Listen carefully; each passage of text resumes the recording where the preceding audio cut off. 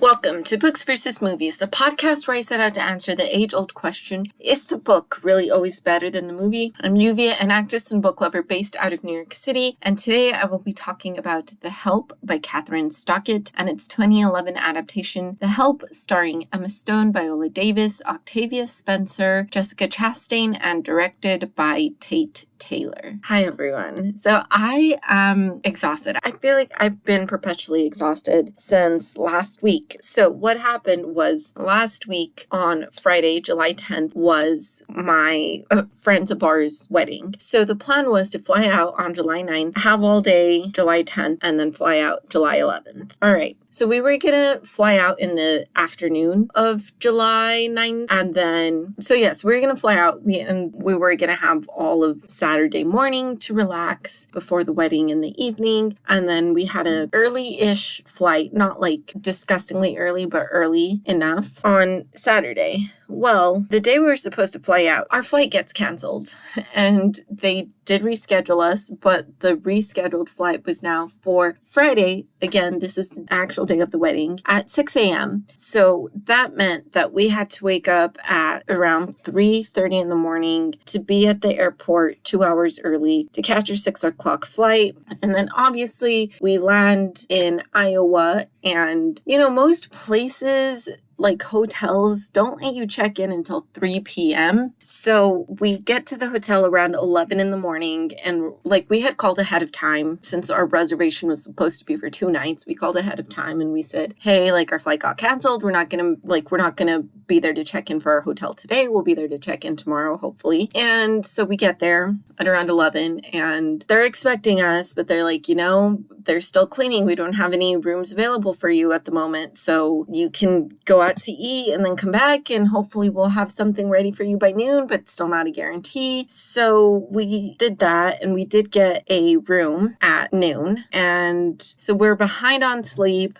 So we immediately, we take a nap, but mind you, we have to be ready to leave by 4 because that's when the shuttle was to go to the venue. So we really only had 2 hours to catch up on sleep. That way we had enough time to shower and get ready and everything. So those 2 hours were not enough time to catch up on all the sleep we lost. And then obviously we went to the wedding. It was so much fun. It was worth it. But, we came home late, went to the after party for a little bit, and then we went to sleep, and then we had to wake up early-ish, not 3:30 in the morning early, but, when you're already lacking sleep from the day before. And I just feel like I haven't caught up on sleep because I've needed to wake up early this whole week. So I'm exhausted. Anyway, enough of that. Let's get into The Help. So The Help by Kathryn Stockett was first published in 2009, and it is told from 3 points of view. So it's told from Skeeter's point of view, Aibeleen's point of view, and Minny's point of view. Skeeter has just returned home after graduating from Ole Miss, so she's in her early 20s, and to her it was really important that she get a degree, but it is 1962 and in Mississippi, so her mother would much rather prefer if Skeeter was engaged and already married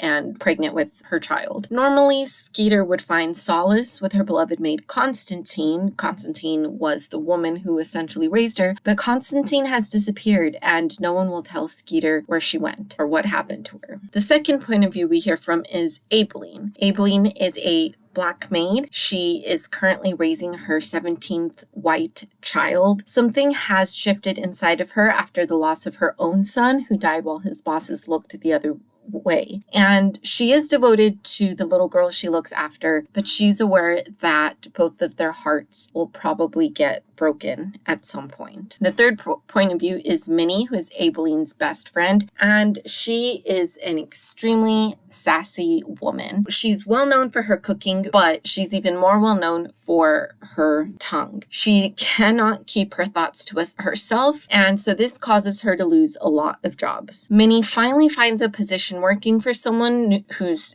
too new in town to know her reputation, but Minny soon discovers that her new boss has secrets of her own. So these three women are all as different from each other as they can possibly be, but they come together to work on a top secret project that will put all of them at risk. But they decide it's worth it in order to expose the truth and perhaps, hopefully, bring change. The 2011 adaptation of The Help is written and directed by Tate Taylor and stars Viola Davis, Octavia Spencer, Emma Stone, and Jessica Chastain. And it follows an aspiring author during the civil rights movement of the 1960s who decides to write a book detailing the African American maids' point of view on the white families for which they work and the hardships they go through on a daily basis. So, yeah, this book and this film is beloved, but I feel like it was a lot more beloved when they were first published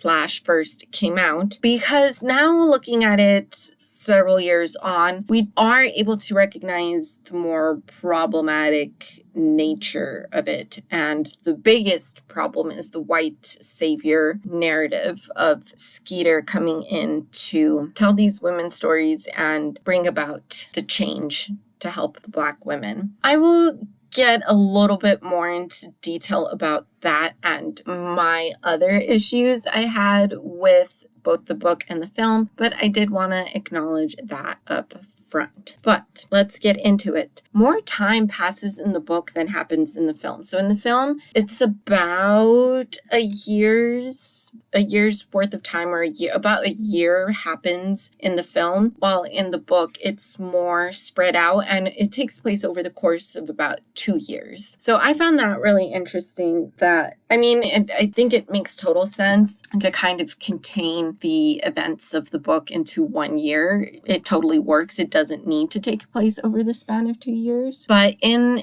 the book, Minny is fired for her mouth. She has a reputation for talking back. She's lost the majority of her jobs, and her most recent job working for Hilly Holbrook. Hilly Holbrook is our main antagonist, and she's awful. Like, she's so awful, so incredibly racist, just like the worst kind of white woman from the South in 1960s Mississippi can be. So she's already ruthless. So Minny never really had a chance against Hilly. But so she gets fired for that reason. In the film, Minny actually Hilly in both the book and the film is very, very passionate about constructing separate bathrooms for the maids. So any white family who has a Black maid working for them, she encourages and is trying to push a law as well, she has the connections, to make it a statewide mandate that separate bathrooms need to be built in private homes. So that's where the maids can go to the bathroom. So in the film, Minny is at Hilly's house and in the middle of a tornado. So there's no tornado whatsoever that happens in the book, but in the film there's like a tornado. But yeah, there's no tornado in the book. But Minny happens to be working at Hilly's house during this tornado, while this tornado's watch is going or is touching down or whatever. So it's really dangerous for her to go outside just to use the bathroom. And she asks for permission from Hilly, like, can I please use your bathroom? And Hilly is very like, you have your own bathroom, like go outside. And Minny's like, there's no way in hell I'm gonna go outside. So she uses Hilly's bathroom, and that is what causes her to get fired in the film. So in the book, she's talking back. In the film, she uses the indoor bathroom. So after Minny gets fired, Hilly also, like, everyone and their mom does what Hilly Holbrook says. Like, she has a lot of influence in Jackson, Mississippi. Minny also retaliates against Hilly in a very hilarious way. But spoilers are coming, they're all coming. But for now, I'm not going to reveal what that is. So not only does Minny get fired, but she retaliates against Hilly.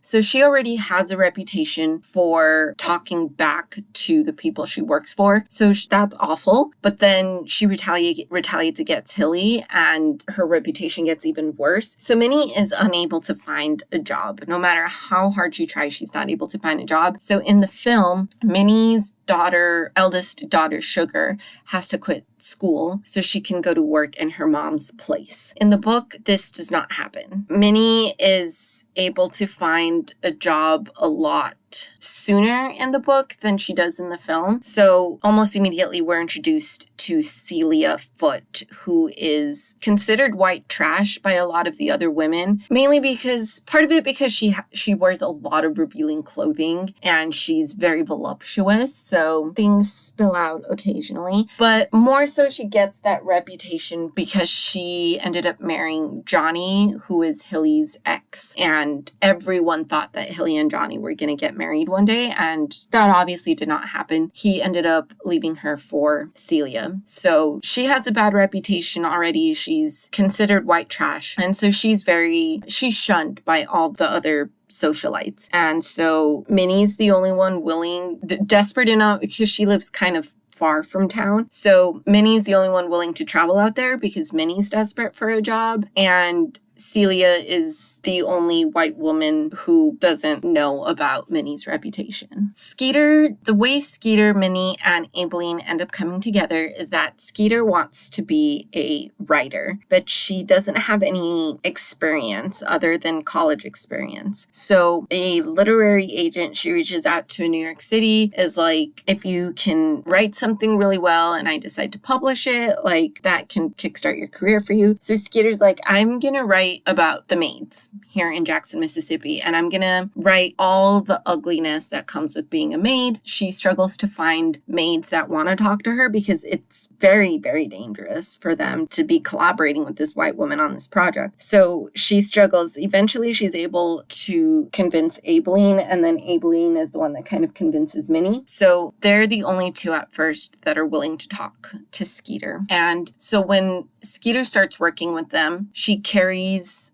her the copy of the pages she's working on with her everywhere because her mom doesn't respect her privacy, so she can't leave the pages at her house because her mom could find them and she'll get in trouble with her mom, or her mom will destroy it or whatever. So she has to carry the pages with her everywhere she goes. But there's like a little flap in her knapsack that she hides them in. And there is a moment in which she forgets the knapsack at one of the white society ladies meetings. I don't even know what it's called, but it's just like a society meeting. And so she forgets her knapsack and Hilly is the one that finds it. And at this point, Skeeter has gone to the library and she has found like a law book describing all the segregation laws in Mississippi. And so she's doing her own research to see what she and the maids can and can't get away with in working on this issue. But it is very suspicious for her to be walking around with this book. So when she leaves her knapsack behind, she's worried because she knows that Hilly will have snooped through her knapsack, and all she can do is hope that Hilly hasn't found the pages. Hilly thankfully did not find the pages, but she did find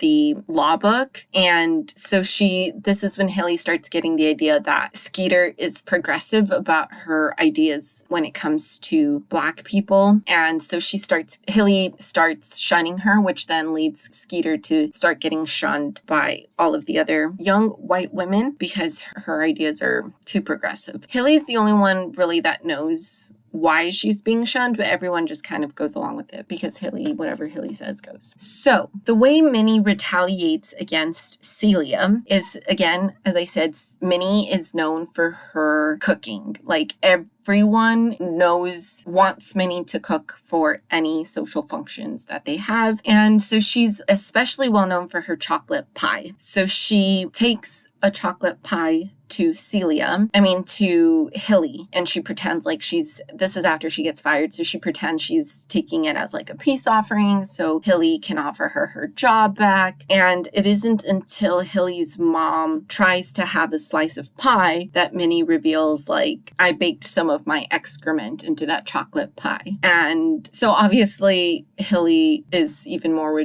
determined to make sure that Minnie never works in this town again. So at first Minnie was scared to admit that she did this, and then as insurance to protect all the other, because at this point all the other maids have agreed to, there's like some events that happen and they're like, you know what, screw this. I also want to tell my story and to be included in this book because what happened to this other maid was not fair. So as insurance, Minny tells Skeeter and Aileen this story so that when the book gets hopefully published and people are trying to figure out who these maids are, just like what city all these maids are from, Hilly will work extra hard to push for it not being Jackson. So Hilly will read this section in the book and be like, oh my gosh, like this is about me, this is about Jackson, but I can't let anyone know that I ate my maid's excrement. So I'm gonna tell everyone like, there's no way this is Jackson. Like these maids are not from Jackson, blah, blah, blah. So Minny in the film reveals the chocolate pie story to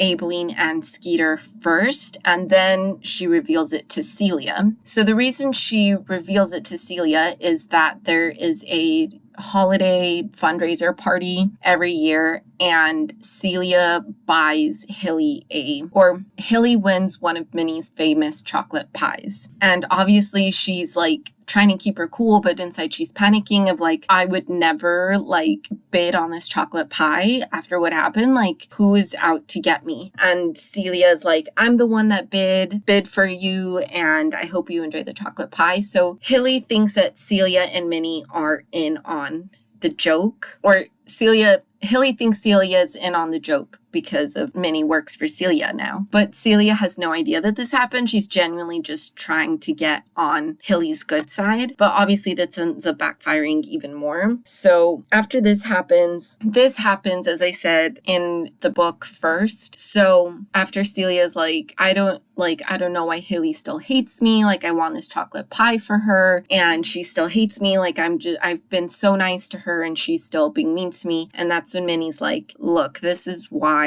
she hates you. This is what I did to her. I work for you, so she thinks that you're making fun of her. And Celia's like, oh, I get it. So that's what happens. So that is what ends up happening. So in the book, she reveals it to Celia first, and then she tells it to Aileen and Skeeter for insurance for the book for protection of the other maids. And then in the film, she reveals it to Skeeter and Aileen first, and then the holiday party happens, and then she has to reveal it to Celia. I will say, though, in the book, this talk of insurance for the other maids didn't make any sense to me, because in the film, like, as soon as Hilly gets to that part of the book, and all the white women are like, I wonder who these maids are. Do you think the maids could possibly be in Jackson? Immediately, Hilly's like, this book does not take place in Jackson. Like, it doesn't. So the plan works, that the sense of insurance is working. The maids know, or the society women are like, okay, well, if Hilly says these aren't our maids, then we're not going to worry about it. So it works in the film, but in the book, it didn't really make this like talk of insurance didn't make any sense to me, because the Minnie's chapter in the Help book is like second to last or last. So by the time Hilly gets to that part of the book, she's already been talking to the other white women, being like, oh my gosh, this is about your maid. A lot of the times she's wrong, but she's like, this is totally your maid that told this story, so you should fire her. So a lot of like the maids are all getting fired because of Hilly's influence. And the other thing is, in the film, like, no one, even Hilly, has any idea who these maids are until she gets to the part in the book about the chocolate pie. But in the book, Skeeter writes Elizabeth Leafold, who's the woman Aileen works for. Aileen is talking about her experience working for Elizabeth Leafold, and she talks about a distinct L-shaped crack on the kitchen table. So Hilly, upon reading that, and Aileen's chapter is like the second chapter in the book. So immediately Hilly's like, this is about Elizabeth, this is Aileen. So again, like because of where Minnie's chapter is, like Hilly has already done damage in the book. And then it didn't make sense to me, because even after she gets to her part in the book, like all of a sudden she's like, oh, no, I was wrong. This isn't about Jackson. Like, I'm so sorry, guys. Like, she's done so much damage and so much rumors about have been spread that a lot of the women already believe that, like, these are our maids. This takes place in Jackson. The sense of insurance didn't make sense to me in the book because I was like, damage has already been done and everyone knows who these maids are. Like, this sense of insurance isn't working. Or yeah, like in the film it works, but not in the book. So I hope that made sense, but I apologize if it didn't. But just what I'm just trying to get at is the sense of like Minny telling this story as insurance to protect the other maids only works in the film, not in the book. But the book tries hard to convince us that it still worked, even though it's like everyone knows whatever. Anyway, it's one of my issues with the book, but moving on. So we do eventually end up finding out what happened to Constantine. And in the film, we have Constantine, played by the fabulous Cicely Tyson, and she's working an event, obviously hosted by Skeeter's mother, and Constantine's daughter, Rachel, shows up. Rachel is played by LaChance, big Broadway star. She's also fabulous. And so Rachel shows up, and it's one of those like, oh, Constantine is like family. We love Constantine and we love everyone related to Constantine. So Rachel is used to coming in through the front door. But as she lives in Chicago, so things are different, much different in Chicago than they are in Mississippi. And she's also just used to coming in through the front door whenever she comes to visit her mother. But this time, since Mrs. Phelan, Skeeter's mother, is holding this event, the other white women in attendance are kind of shocked. They're like, oh my gosh, you're just gonna let this Black woman enter through your front door? Like, what's wrong with you? So Mrs. Phelan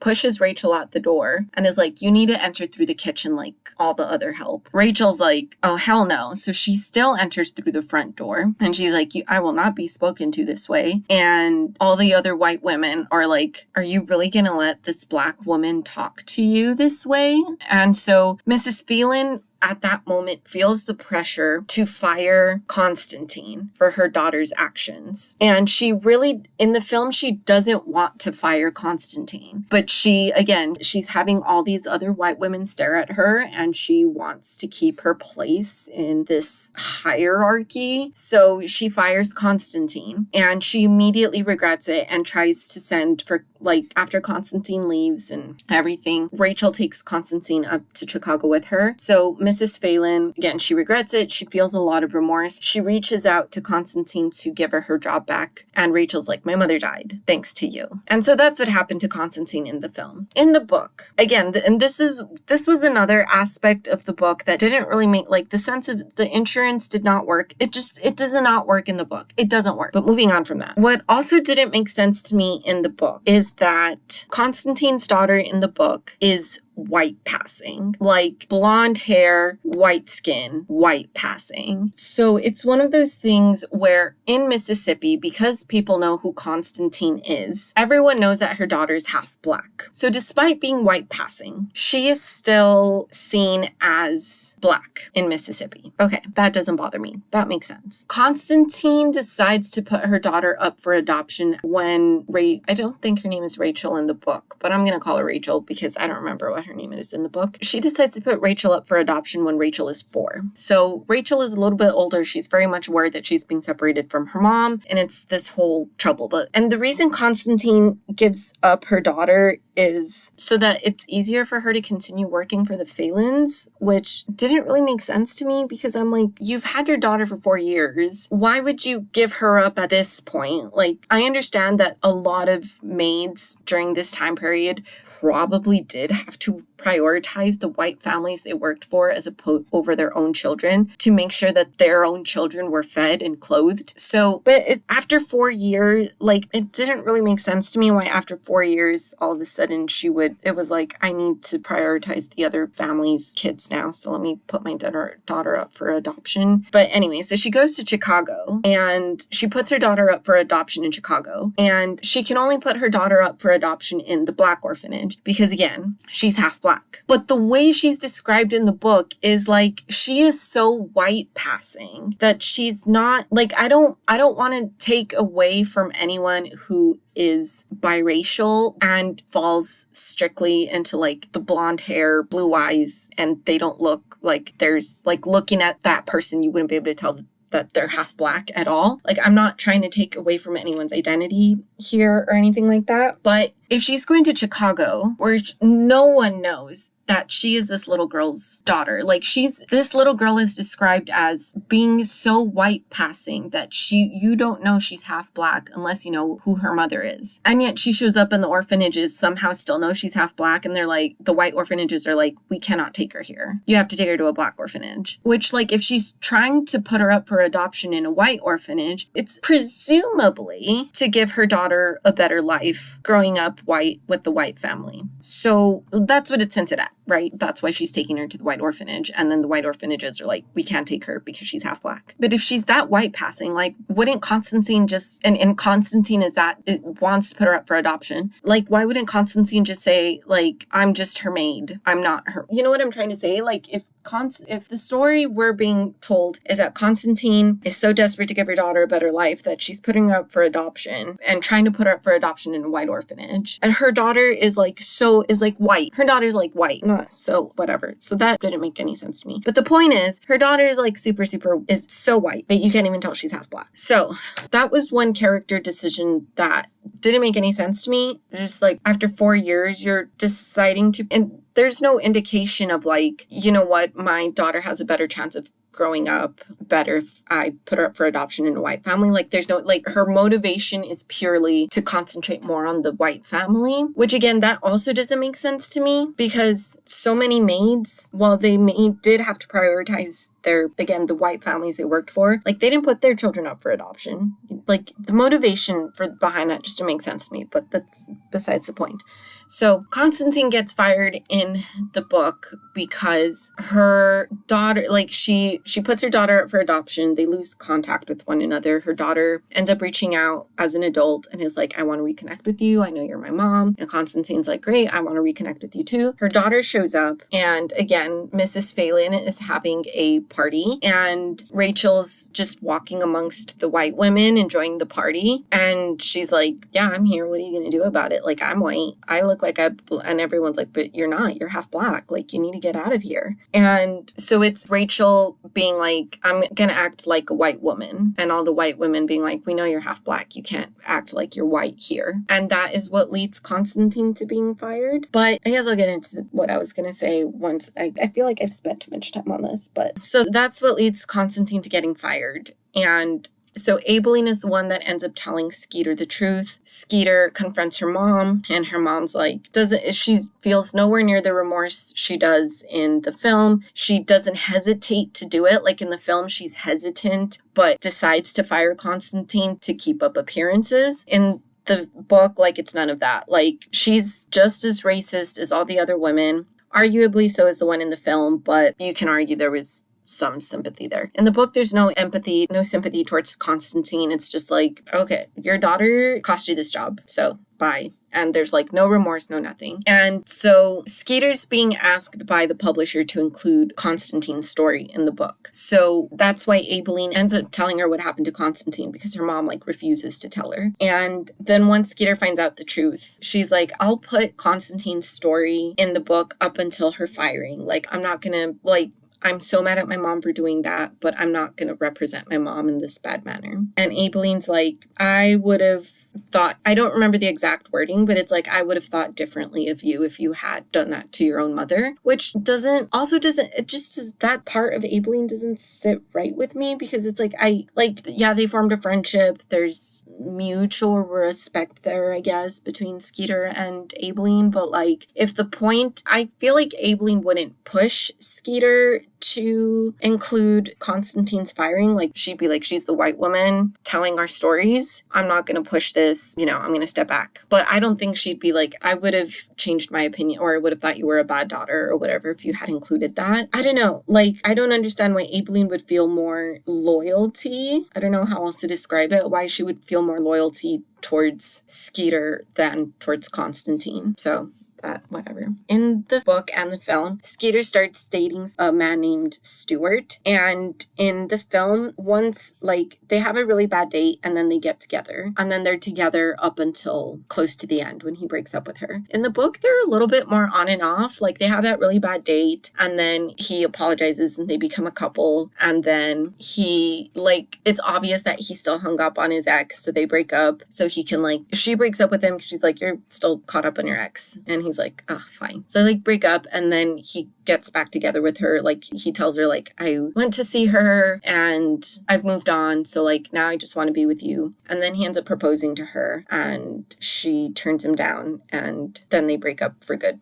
But so, yeah, so they're a little bit more on and off in the book, but in the film, they're together up until they break up. In the book, Charlotte, who is Skeeter's mom, she's dying of cancer. And then towards the end, she's like, I know I've only been given a few months to live, but I've decided I'm not going to die. So I'm not going to die. And that's that. In the film, she does have cancer and we see her progressively start getting better. So we get the idea in the film that she's going into remission. So, like, she's really, really sick with cancer at the beginning. And then by the end of the film, she's like, we get the hint that, like, she's probably going to go into remission or she has entered remission. In the book, it's the opposite. Like, we see her healthy, progressively getting sicker until she receives her cancer diagnosis. And not only her cancer diagnosis, but, like, the doctor pretty much saying, like, she has, if she's lucky, she has like 6 months to live. And then her saying, I know the doctor said I'm going to die, but I've decided not to die. And that's that. Another thing that also really bothered me in the book. So in the film, when Celia hires Minny, Celia is very, like, she's never cooked, she's never cleaned a day in her life, but she wants Johnny to think that she is a great housewife. So she hires Minny in secret. And so Minny goes to work and she's terrified every single time she goes to work that Johnny's going to show up and just shoot her because she's a strange Black woman on his property. And that does not happen. Towards the end of the film, he shows up early from work and he's like, hey, and then she gets freaked out and then he, like, catches up to her and is like, hey, like, you were here the whole time. It doesn't bother me that you work for Celia. I think it's actually great. And she's like, you knew that I was here the whole time? And he's like, yeah, like, the first day that you were hired, you literally made fried chicken. Like, you could have been a little bit more subtle. And she's like, yeah, I guess you're right. So we think Johnny's in the dark throughout the whole film until he reveals at the end that he was never in the dark. Another aspect of the book that just really did not make any sense to me is that Celia hires Minny and says, I'm not going to tell Johnny about you because I want him to think. And Minnie's kind of like, I'm going to give you a deadline. You need to tell him by this date or else I can't work for you because it's dangerous for me to be showing up on your property as a strange Black woman when he doesn't know about me. And Celia just she's like, yeah, I'll tell him eventually. And she keeps pushing it off. Same thing happens towards, like, the middle of the book. Johnny comes home and Minnie's kind of freaked out and he's like, I've known that you were here this whole time. Like, don't worry about it. And she's like, okay, so then we can tell Celia that you know. And he's like, no, let's just keep pretending that I don't know. So it's kind of like that Friends situation, if you've seen Friends, where Chandler and Monica start dating and Joey's the first one to find out and they tell Joey, like, don't tell anyone. And then Phoebe and Rachel find out and Joey's like, great, now that you know, we can tell them that we all know. And Phoebe and Rachel are like, no, we want them to tell us. So we're going to mess with them, but don't tell them that we know. So it's kind of like that, where Celia doesn't, like, Minny knows that Johnny knows that she's hired. And obviously Celia knows that Minnie's hired. And Johnny knows that Celia, this is complete mess. Johnny knows that Celia doesn't want him to know that Minny works there. So he tells Minny to keep up the ruse. And so Minny has to keep pretending like Johnny doesn't know, even though she knows that Johnny knows about her, because she has to wait until Celia tells him officially. So it was just like, what is happening? Like, is this supposed to be for comedic effect? Because it's not funny. Just like, what is the point of this? I know that you know, but don't tell that I know. And like, let's keep playing. Like, no, what is going on? Like, no, this is just dumb. What is this? Okay. So at the end, obviously, since Hilly is very much aware in the film, and only Hilly is aware in the film, but in the book, everyone knows who these maids are because the insurance didn't work and whatever. Yes, it's just like a plot point that makes absolutely no sense in the book because the insurance that we're told is like foolproof in the book is quite clearly not foolproof in the book because everyone figures out who the whatever, let's move on. So since Hilly knows in the film, and only Hilly knows in the film, who these maids are, or who she figures out that Aibileen worked with Skeeter, and so she makes it her mission to get Aibileen fired. And because Elizabeth, who is Aibeleen's boss, does anything that Hilly says, she fires Aibileen. Like, Hilly says, Aibileen stole silverware from me, so I need you to fire her. And Elizabeth's like, I don't want to fire you, but you're fired. And so Aibileen is like, okay. And then at the end of the film, she walks away and she's like, maybe I'll become a writer since, I helped write a book. At the end of the book, same thing, Hilly accuses Aibileen of stealing the silverware. Elizabeth fires her. But Skeeter, after her book gets published, she gets a job offer in New York, so she leaves. So this whole time while she's been writing this book, she's been writing the housekeeping column in the local Jackson newspaper. She doesn't know anything about housekeeping, so she's been also paying Aibileen to help her write the housekeeping column. After she gets a job offer in New York and she decides to take it and she moves out there, before she moves, she admits to the newspaper, like, hey, I don't know anything about housekeeping. I wasn't the one actually writing, I was the one writing it, but I actually don't know how to solve any of these housekeeping issues. So I think you should hire Aibileen because she's the one that's been telling me how to solve these issues, and I've just been typing it out for the column. And the newspaper is like, oh, we Black women? I don't know, we got to think about it. But then no one else wants to write the housekeeping column, and they're like, yeah, we'll hire Aibileen, that's fine. So Aibileen has official job security at the end of the book because she's going to be writing the housekeeping column. She still says the line about maybe I'll become a writer, which is great, but she does have that official job security in the book that she doesn't have in the film. In the film, it's still kind of she'll be okay. We get the feeling that everything's going to work out the way it should. But in the book, we at least know she's getting paid. And the final thing I want to talk about is that Elizabeth Leafold, again, this is Aibileen's boss. In the film, she ends up pregnant with her second child, but Aibileen gets fired before Elizabeth's second child is born. In the book, since so much time passes, the second child is born. So Aibileen, for a few chapters, is taking care of Elizabeth's daughter and her son. So when she gets fired at the end, she's definitely more sad about leaving the daughter because, she was the only baby for a while. So she definitely is more sad about having to leave the daughter than she is the son. But she does have to say goodbye to 2 children that day as opposed to just 1. And May Mobley, who's the daughter, she's about 2 years old in the film and she stays about that age because, again, not that much time passes in the film. But in the book, by the time Aibileen gets fired, May Mobley has started school. So as soon as Aibileen realizes oh, I'm about to get fired, or at least in a lot of trouble because Hilly's here, she's like, well, at least May Mobley's at school. And then it turns out May Mobley got sick. So she still heartbreakingly has to say goodbye to May Mobley. But anyway, so I've already talked about some of my issues with the book. Really did not understand those things that I went off on a tangent on. But anyway, there are problems, again, with the white saviorness aspect of this film and the book, and Viola Davis has actually expressed regret about working on this film. She enjoyed working with the people that she worked with and everything, but she definitely had an issue with the fact that the main story is Skeeter's story. The main focus are the white people when it should be the help.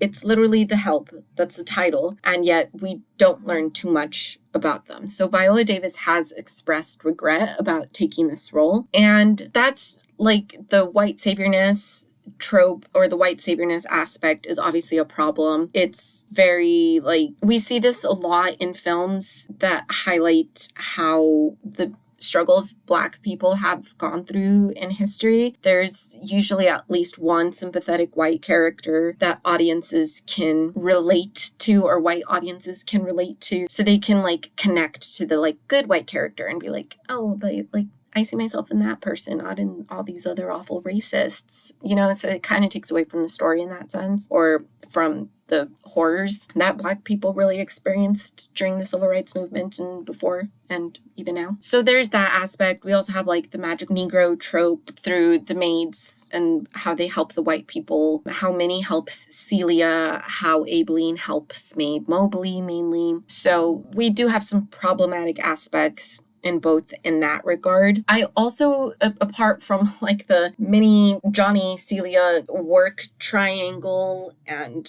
the white passing daughter, that didn't really make sense, and the insurance that's not really insurance. I had other problems with the book, and it's mainly the way the Black characters are written. I'm not one of those people that thinks that authors should only be able to write about their own experiences and exclusively their experiences. But I think if you are not writing an own voices book, you really have to challenge yourself and your biases. And Kathryn Stockett was inspired to write this book because she had a Black maid growing up in Mississippi. And after her maid died, she expressed regret never asking her questions and getting to know her a little bit more and just really getting to know what her experience was like as a Black maid. So I think she's definitely projecting a lot of like Skeeter's white saviorness into her own, like, this is what I would have done if I was Skeeter. Like, kind of, I feel like she's projecting in that sense. But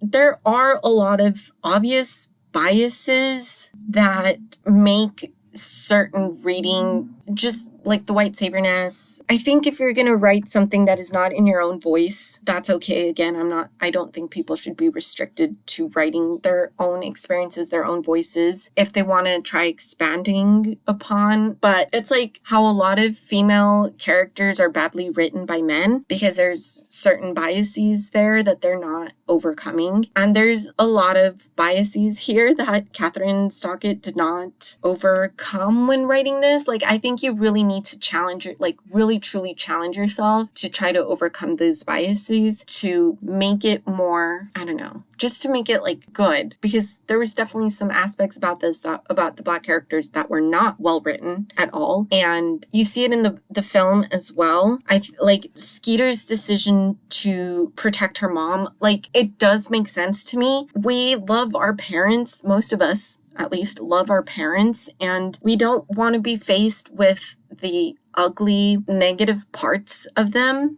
that they have. We're all human. We all have biases. We all have ugly parts to us. So I understand as like the daughter, being Charlotte's daughter, why Skeeter wouldn't want to write about the bad thing that Charlotte did to Constantine in the film and a little bit in the book, I guess. Well, no, in the book as well. Constantine dies of heartbreak because she was fired because she really loved this white family and she'd been working for this white family for years. And I'm not saying that she can't be heartbroken or anything, but the heartbreak seems to come more from, I love this family. I don't know, like it stemmed more from like this white family that I love very much fired me, and that just breaks my heart. But that also, I don't know, like I just feel like this was the reality of a lot of Black maids, I'm not saying that if they were working for a family that actually treated them well and everything, I'm not saying that they didn't, and regardless of how well they were treated or not,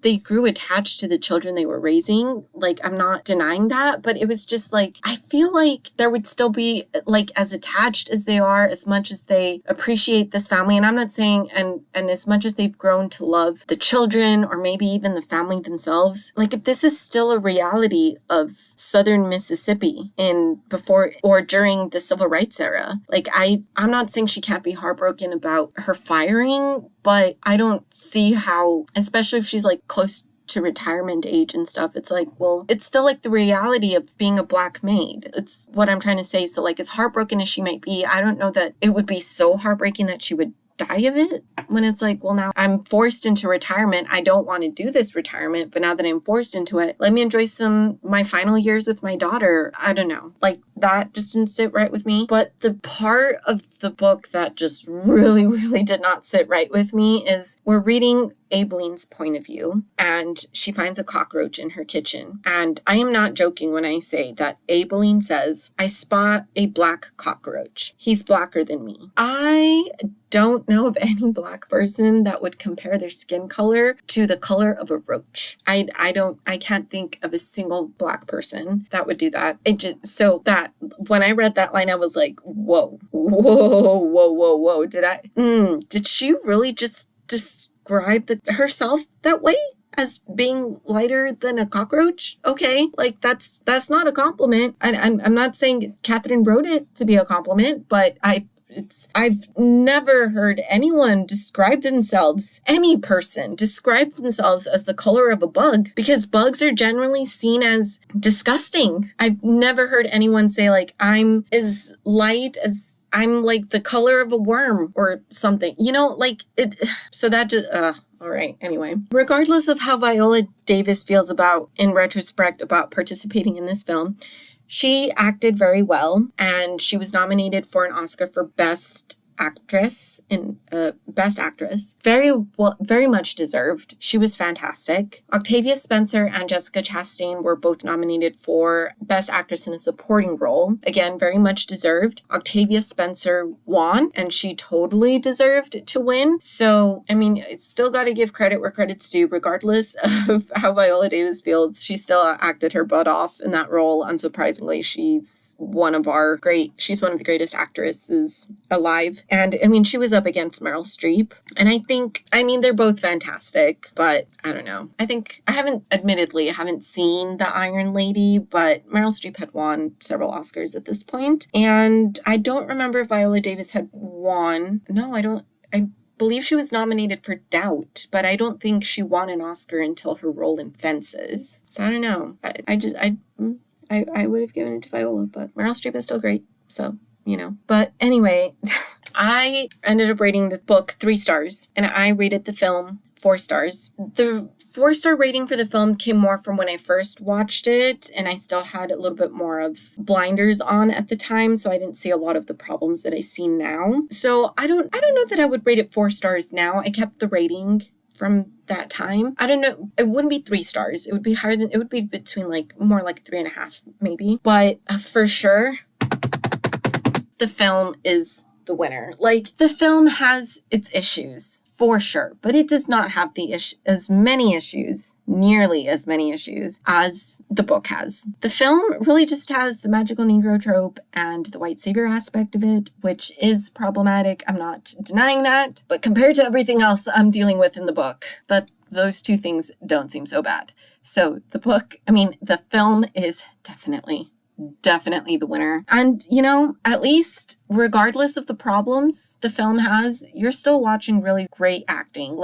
Just watching it for Viola Davis and Octavia Spencer alone is worth it. Jessica Chastain adds a lot of comedic relief. Emma Stone is good. And Bryce Dallas Howard, you just want to punch her, which is perfect for the role she's playing. She's playing Hilly. So, the fact that I want to punch her is not a bad thing in this instance. I don't want to punch her, I want to punch Hilly. And that's because of her portrayal. So again, just a reminder, if you really hate a character, that just means the actor's doing a really good job in portraying them. So if nothing else, if I understand if you can't, I think it's fine if you don't read the book. If you're interested in watching the film, but are finding it difficult to ignore the white savior aspect and the magical Negro trope, completely understand. If you want to watch it and you can watch it and acknowledge the problems that it has, like I said, if nothing else, at least you're watching some fantastic acting. But that is it for this episode of Books versus Movies. If you like what you heard, please leave it a rating and review. Tell all your friends about it. And I don't know what's coming up next. I'm still in the process of reading several other books to bring to the podcast, but as soon as I